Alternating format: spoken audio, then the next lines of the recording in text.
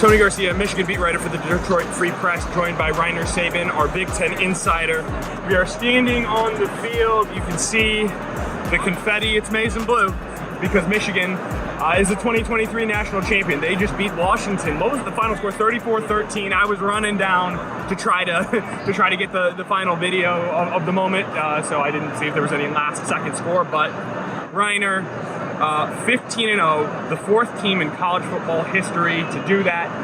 They came back with a one-track mind. We had to hear about it through a non-conference season, through 2 suspensions, through a top 10 game at Penn State, through the 1,000th win, through a home game at Ohio State, through a 3rd Big Ten title, through a Rose Bowl, and now today, over Washington, they're the national champions. Yeah, it seemed like their destiny, really. I mean, going back to February when Blake Worm stood in center court at Chrysler Center and said, we're going to go win a national championship and go down in history. I mean, it was a bold declaration and proclamation and prediction, and yet it was entirely believable. I mean, the team opened as number 2 in the preseason, and you know they had what it took to be a national championship. They had 20 players in Harbaugh's estimation that was potentially draftable off this roster.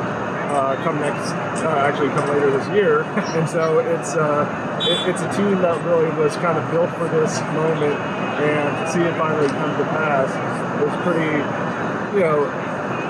incredible in some ways, just because of where Michigan was only 3 years ago. I mean, or 4 years ago, when we were in that dark of winter following that 2020 season, 2-4, and a lot of questions about Harbaugh's future.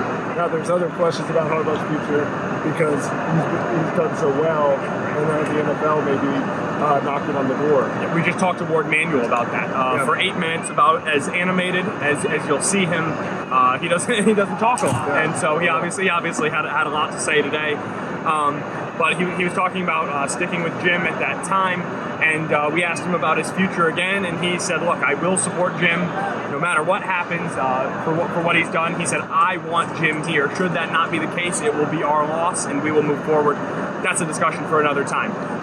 Let's talk about what happened on the field today, because it's sort of fitting or ironic, I don't know which it is, that Michigan runs for 300 yards and 4 touchdowns in the national championship, when the thing we thought they were going to need to do to get over the top was finally air it out, right? And hats off to Donovan Edwards. Just a brutal season all year long, and then the first 2 touches of the game, 41-yard touchdown, 46-yard touchdown.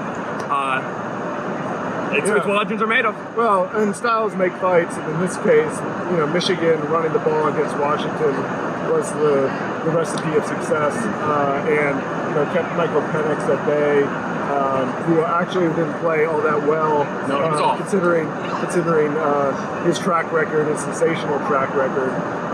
But Michigan, hammered them at the line of scrimmage, kind of established the run early, was able to go back to it late, and kind of finish off the Huskies that way. And it was, again, the players that brought them there were the ones who were standing and leading them at the end. Blake Corum, Mike Sainristil, it was just, and J.J. McCarthy with an occasional play here and there, even Colston Loveland, coming up with a big catch that really kind of put Michigan back in rhythm and kind of helped them close that out. So it was the players that really brought them there that ended up sealing the game for them. Yeah, and you mentioned his name, Mikey Sainristil, with sort of that game-sealing pick, 81-yard return. He told us in the locker room, he's like, I was so mad that I didn't return it for a touchdown. I think he'll find a way to get over that that sadness today. But of course, Will Johnson with a pick, Mikey Sainristil with a pick, Kenneth Grant with a sack, just a bull rush to blow up an entire series,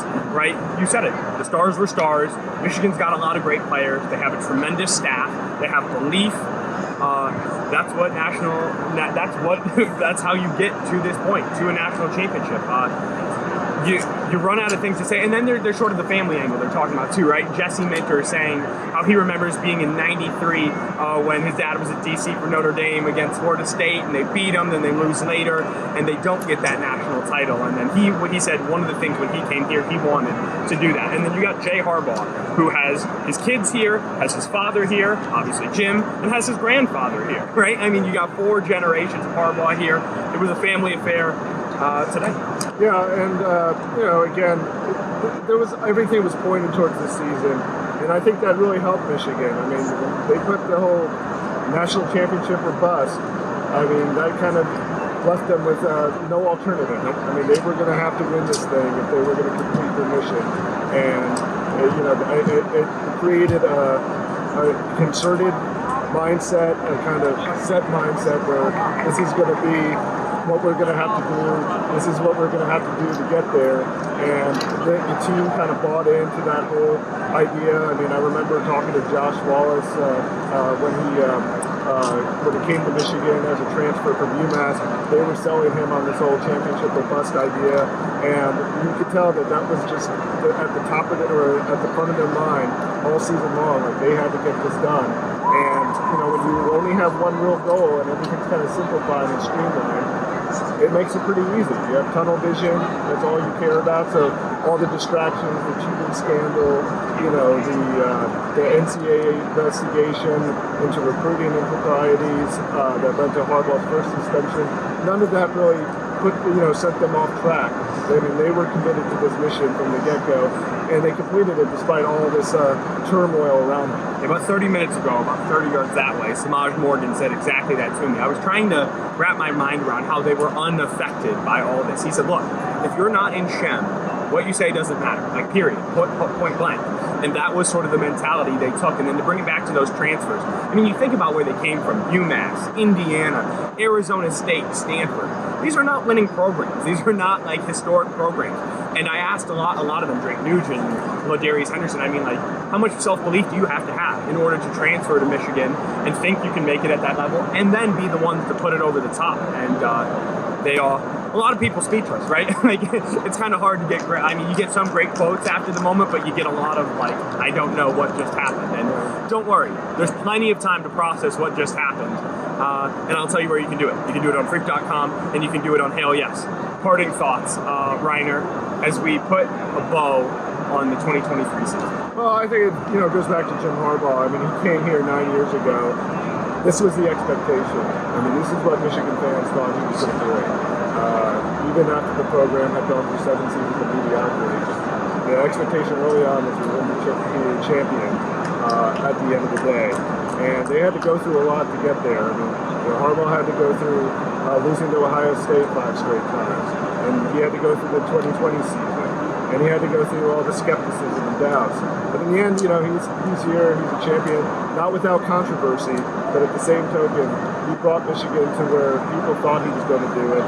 And, I think that it's particularly gratifying for him because he played at the university and has, incredible ties to the university. As he said, he's a Michigan man, and he'll, go down in history as the ultimate Michigan man for delivering this national championship. Yep, something that Bo Schembechler never did, right? And it's hard. Jim Harbaugh keeps climbing that list of all-time Michigan greats, and I think that's where we'll leave it. We got lots to talk about with Jim, with Ward. The future's uncertain. We were told temporarily parade Saturday in Ann Arbor. More details to come. Still unsure, but we'll be there, and hope you will be too. So for Reiner, I'm Tony. Congratulations to all you Michigan fans. 34-13 over Washington, the 2023 national champions. Talk to you soon.